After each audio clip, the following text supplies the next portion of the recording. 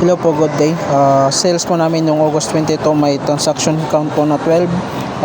Amount po niya is 5,319 po. Sa IR po na natapos pa, wala po. Bali, for process pa po yung iba for delivery po yung receipt. Visual po na ayos. Dito po sa gift IDs po namin. Lahat po ng mag may mga ganito na po siya. Label po ng price.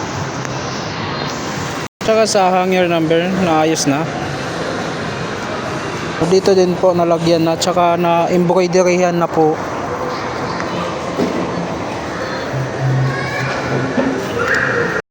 Dito naman po sa uniform area, bali napalitan na po ng mga display natin na workwear. Ako yung posting po, bali dito po sa jacket po, tsaka dito po sa pilo. Dalawa po yung na-post ko. So customer visit po, bali may dalaw pong napunta noong August 22. Bali per palo to po siya. Pupunta po si customer dito po sa store.